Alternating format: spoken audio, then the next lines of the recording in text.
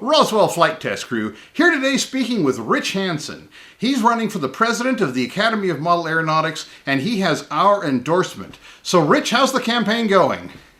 Well, Patrick, it's good to talk with you, and first of all, let me thank you for that endorsement and for putting this interview together. It's a little hard to really get a feel for it. We don't have any polling process.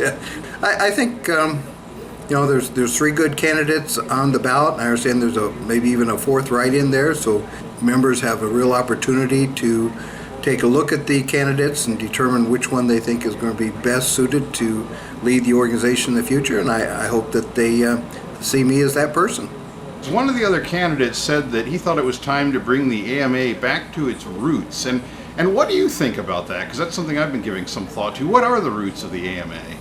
AMA, as its tradition, has always embraced new technologies and new advancements in the hobby.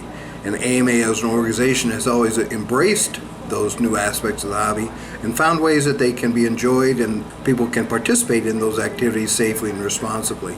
A real good example of that is turbine aircraft, which when it was first introduced presented some real concerns. But we worked through those issues, and with the new technologies we're seeing today, I think they're equally as important, and AMA is equally committed to finding ways that this can be done safely and responsibly. And the bottom line is we want to have fun.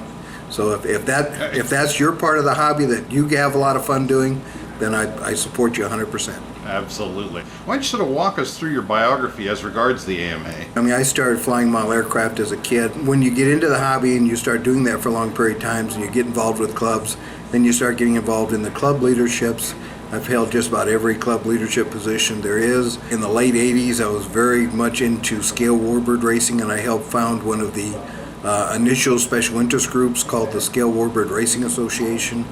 And I started getting involved in the national organization in the late 80s and early 90s, kind of happenstance. Resulted in 15 years on the executive council as the District 10 VP.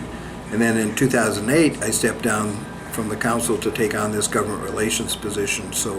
But I've always felt strongly that when you've been in your lifetime, you need to identify things that have enriched your life and find ways of giving back to it. And I really feel like the time and effort that I put into AMA is my way of giving back to a lifetime of enjoyment in this hobby. You've also had quite a substantial career in manned aviation, and that may be something people are less aware of. Why don't you let them know more about that?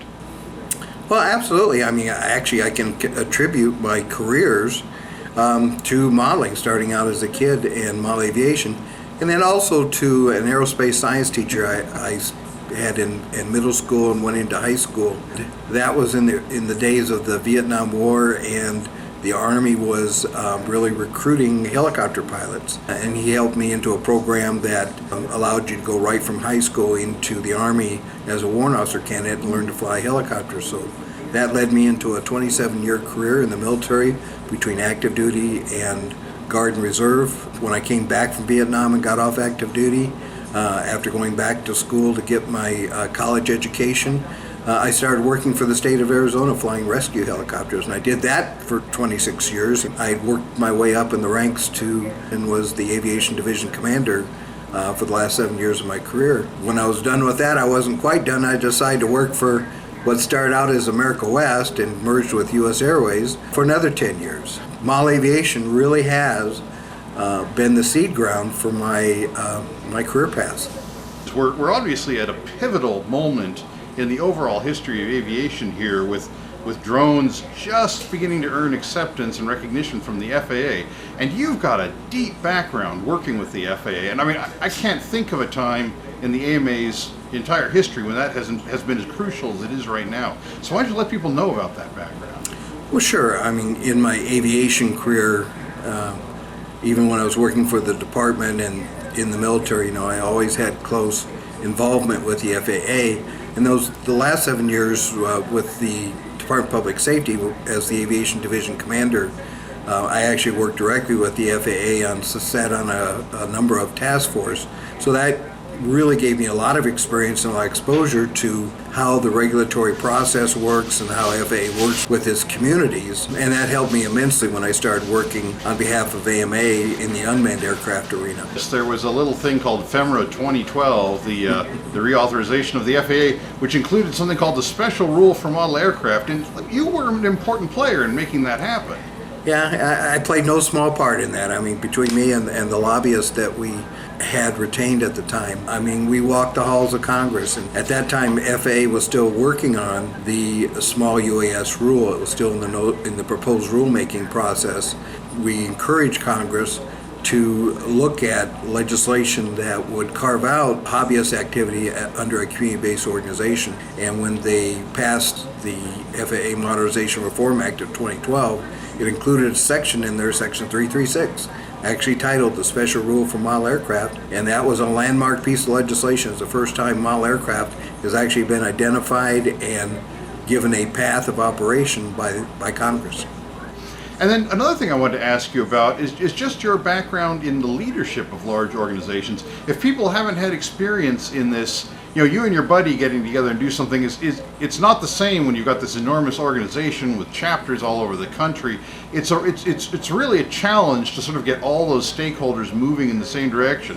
I think this is where the expression "herding cats" comes from. Sure. So what's your background with that leadership? Well, certainly in terms of leadership roles, between my involvement in the military service, I've had a lot of experience just in the AMA leadership aspect alone, because AMA is an interesting organization because in some respects it's just a big model airplane club. I mean, a lot of the issues and things that get discussed every month at a local club meeting come out on executive council meetings. But the reality is AMA is a multi-million-dollar corporation. It's a not-for-profit corporation, but it's a multi-million-dollar corporation. And that brings with it a lot of baggage in terms of the sophistication in its financial dealings, its sophistication in dealing with the regulatory structure, even dealing with the IRS. So, leading that organization, it really is no small feat. I mean, it takes the president is the head of that council, but it takes 14 people around the table working in concert and in synergy to make that work effectively and appropriately. Well, Rich, I'm going to sign off now, but I just wanted to say thank you so much for taking the time to share a little bit about your history with us, and thank you for stepping up and offering yourself for the leadership of the AMA, and you certainly have our support and our best wishes for a successful conclusion to the campaign.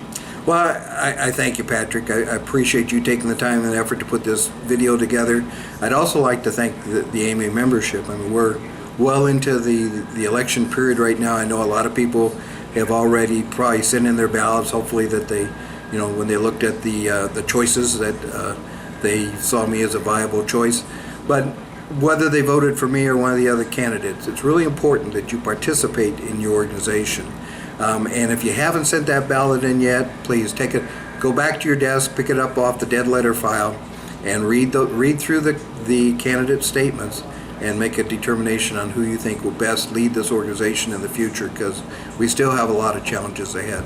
Thank you so much for talking to us, and this is the Roswell Flight Test Crew signing off. Thanks for watching. We'll see you next time. Fly safe. Bye now. All right.